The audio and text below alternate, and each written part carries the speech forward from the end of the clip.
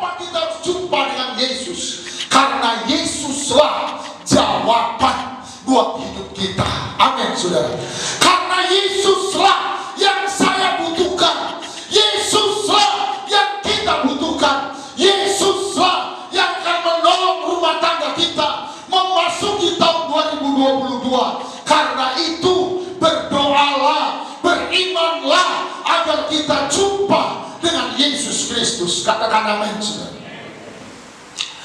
Saya butuh Yesus, gereja butuh Yesus, keluargamu butuh Yesus. Dengar baik, hanya orang-orang yang berjumpa dengan Yesus yang mengalami mujizat Tuhan. Katakan amin.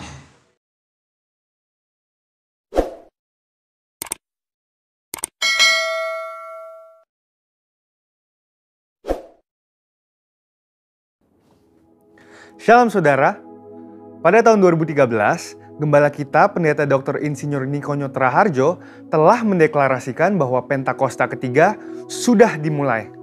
Secara konsisten sampai hari ini, beliau mengatakan bahwa Pentakosta ketiga sedang terjadi. Namun, di sisi lain, beliau juga mengatakan bahwa kita sedang menantikan pencurahan Roh Kudus besar-besaran dari Pentakosta ketiga yang dahsyat.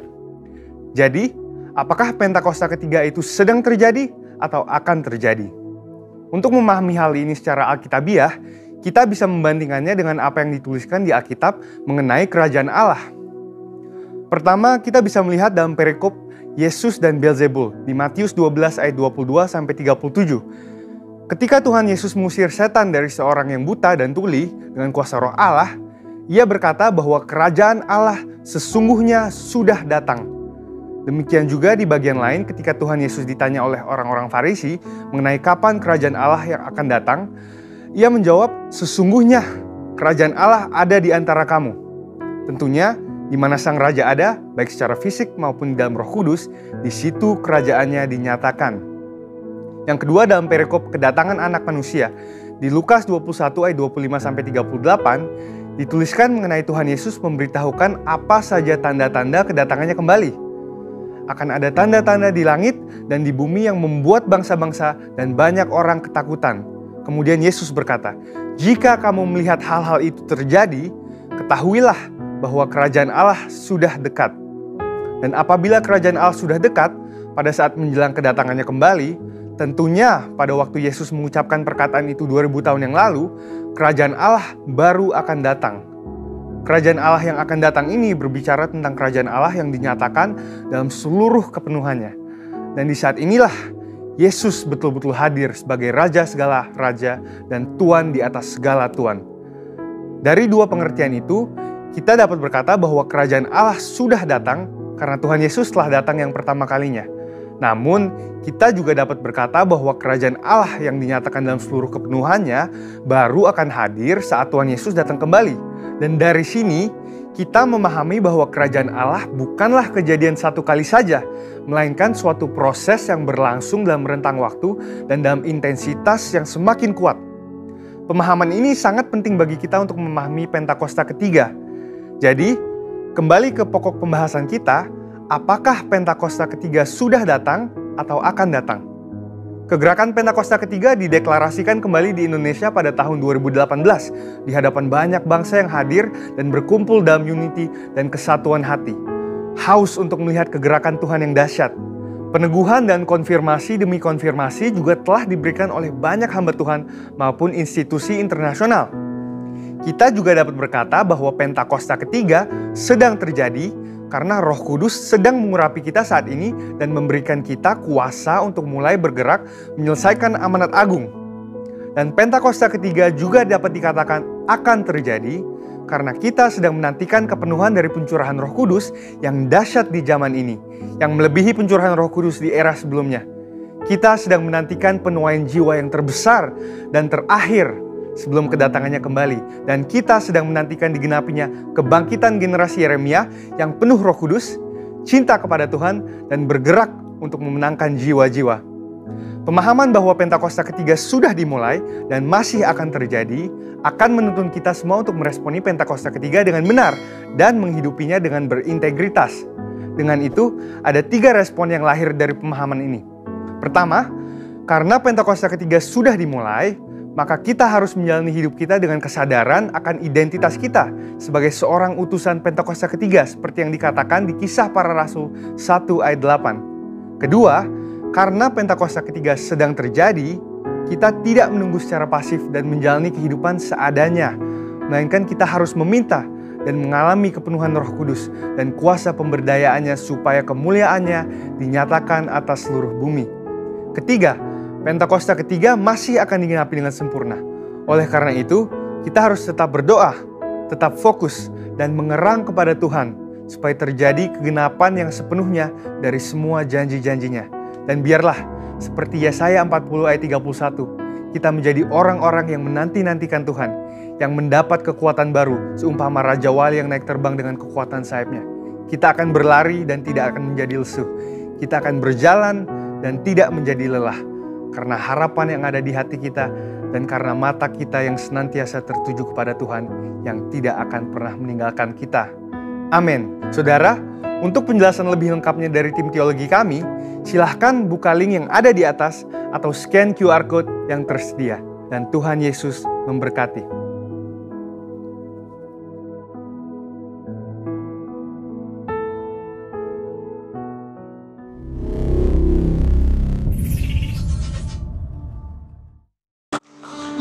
Alkitab kita pagi ini, firman Tuhan kita beri judul Mujizat Natal. Mujizat Natal yang mula-mula. Kita akan baca Matius 2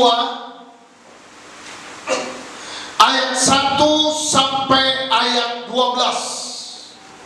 Orang-orang Majus dari timur.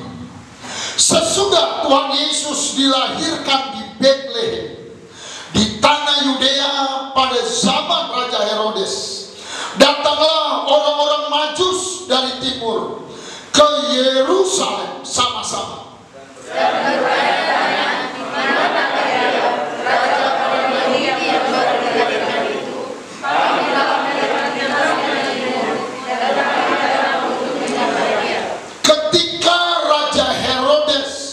Mendengar hal itu, terkejutlah ia beserta seluruh Yerusalem.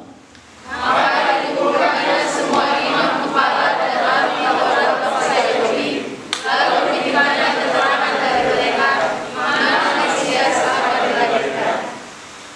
Mereka berkata kepadanya, di Betlehem, di tanah Yudea, karena demikianlah ada tertulis dalam kitab Nabi. Dan engkau Betlehem tanah Yuda, engkau sekali-kali bukanlah yang terkecil di antara mereka yang memerintah Yehuda. Karena daripada akan bangkit seorang pemimpin yang akan mengembalakan umatku Israel. Lalu dengan diam-diam Herodes memanggil orang-orang Majus itu, dan dengan teliti bertanya kepada mereka, bila mana bintang itu nampak. Kemudian dia menyuruh mereka ke Betlehem katanya, pergi dan selidiklah dengan sesama bahwa mengenai anak itu, dan segera sesudah bangun dengan dia, kabarkan kepada supaya kamu datang menyembah dia. Setelah mendengar kata-kata raja itu, berangkatlah orang-orang Majus, dan lihatlah bintang yang mereka lihat di timur itu mendahului mereka hingga tiba dan berhenti di atas tempat di mana Yesus itu berada. Ketika mereka melihat bintang itu, sangat bersukacitalah mereka. Maka masuklah mereka ke dalam rumah itu dan melihat anak itu bersama Maria ibunya, lalu sujud menyembah dia. Mereka pun membuka tempat harta bendanya dan mempersembahkan persembahan kepadanya, yaitu emas, kemenyan, dan mur. Dan karena peringatkan dalam mimpi supaya jangan kembali kepada Herodes, maka pulanglah mereka meninggikan lalu lain. Kalau kita ikuti bacaan ini, saudara, kita bisa melihat bahwa Natal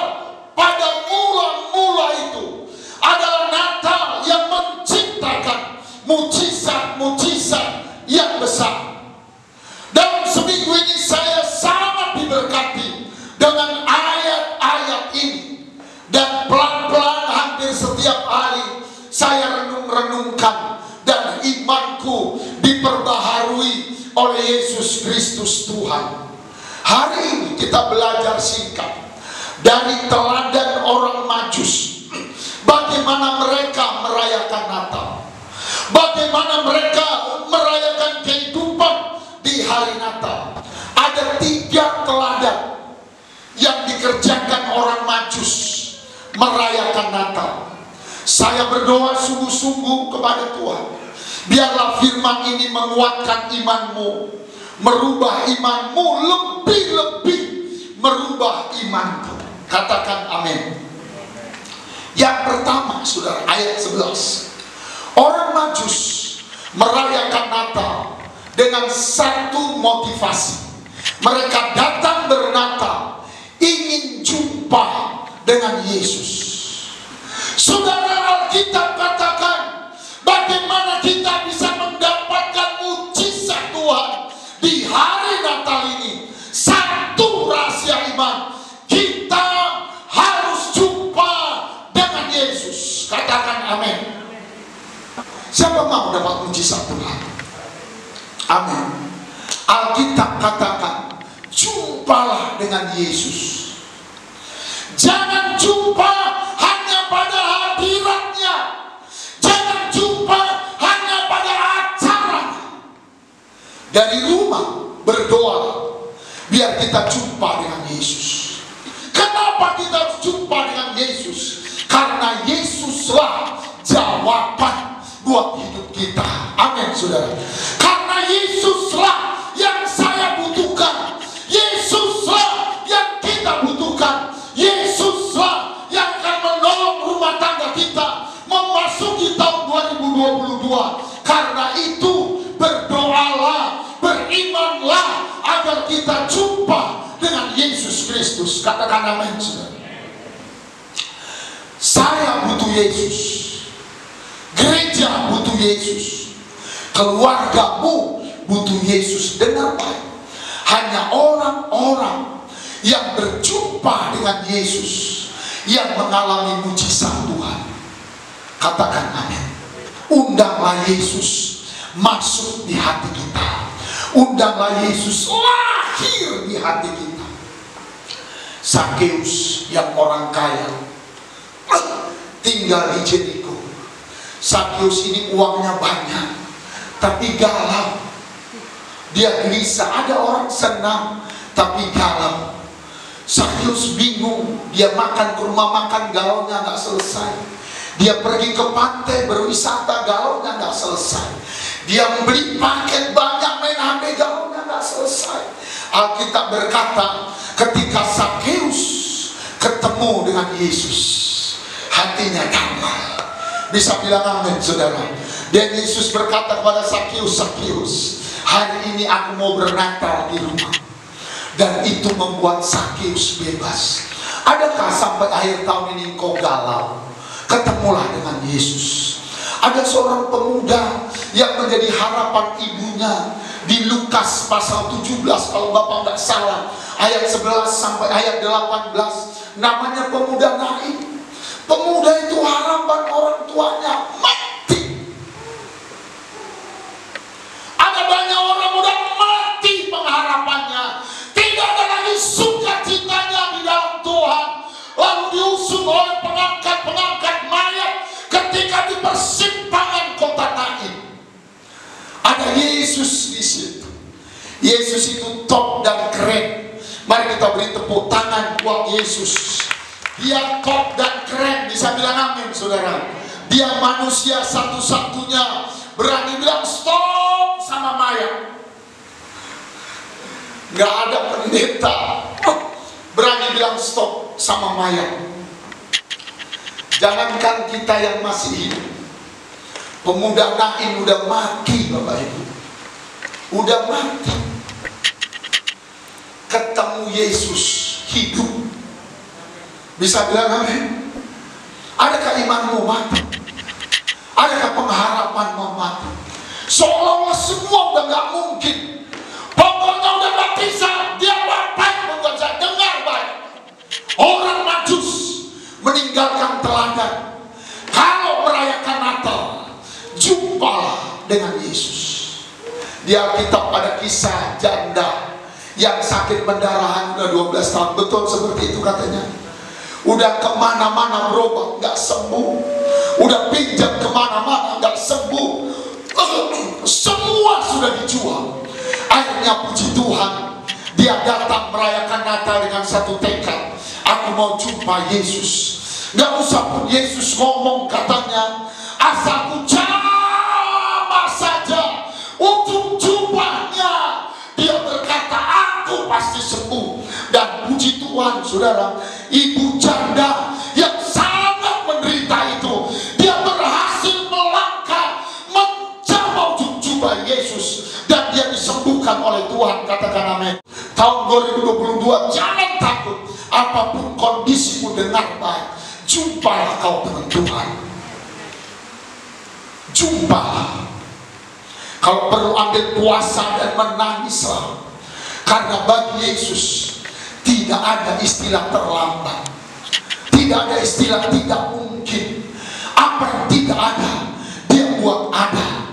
Apa yang sakit, dia sembuhkan. Dia satu-satunya manusia, pendeta di bumi, tidak pernah mengubur mayat. Setiap mayat yang dia jumpai, dia hidupkan lagi.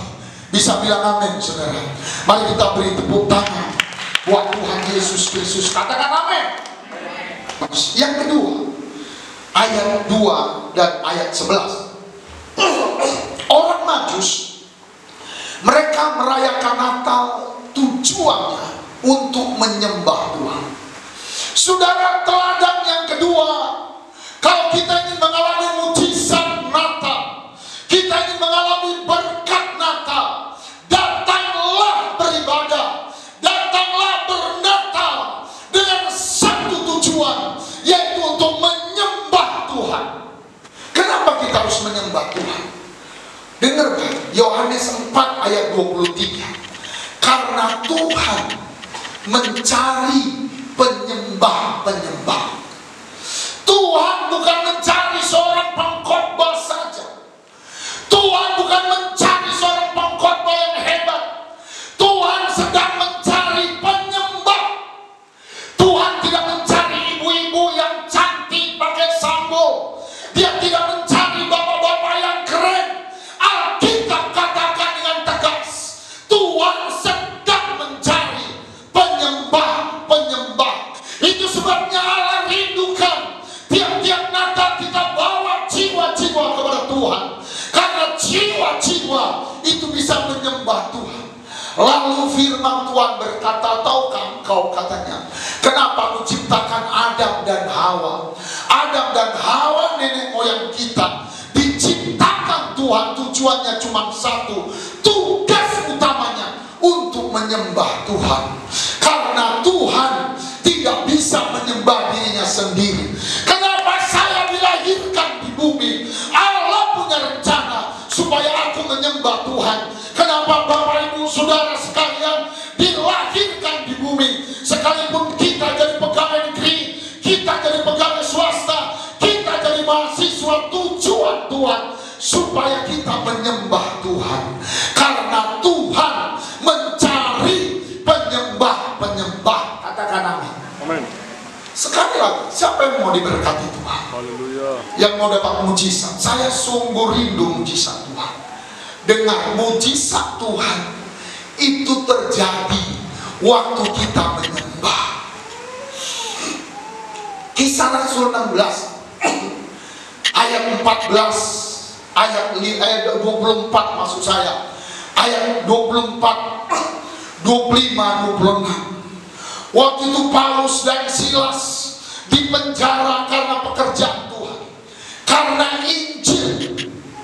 Kemudian mereka dibelenggu, tangan diborgol, kaki dipasung, penjara digembok sedemikian rupa. Tapi hebatnya, dengar baik, yang mau mujizat, ubahlah hidupmu menjadi penyembah. Amin saudara.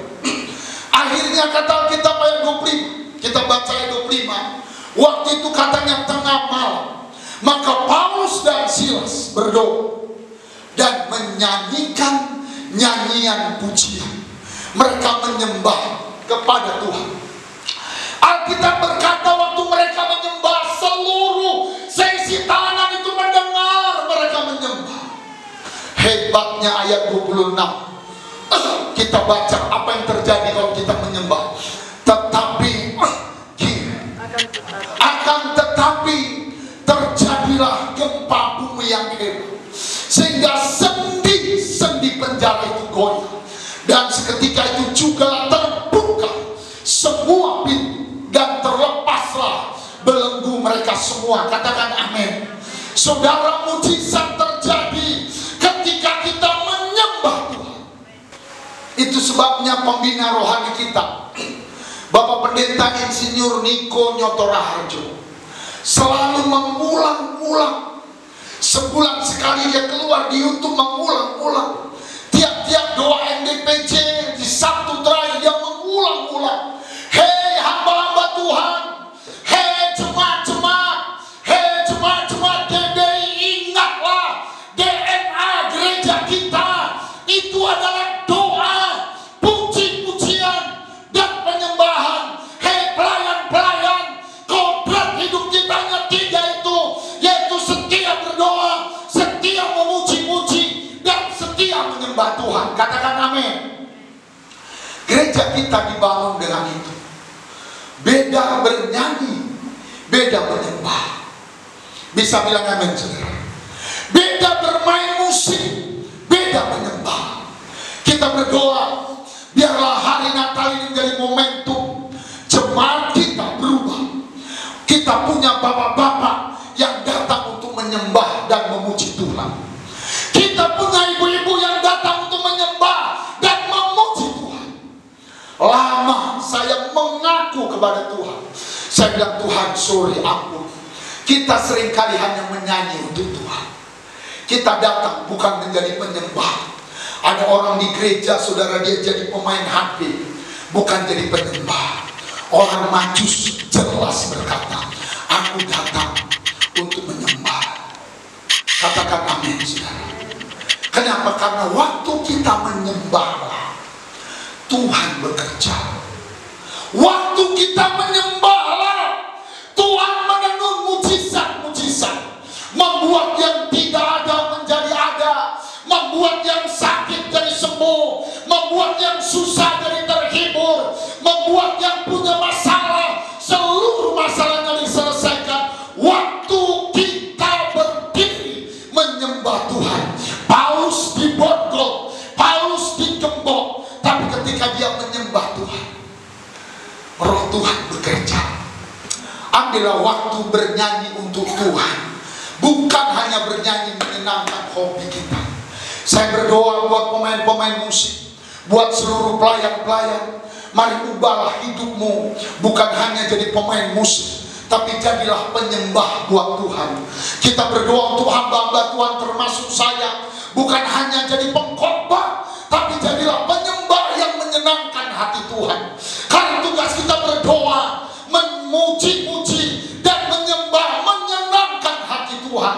Itu saja yang bisa. Khotbah, banyak orang pandai khotbah, tetapi Alkitab katakan, aku mencari penyembah-penyembah.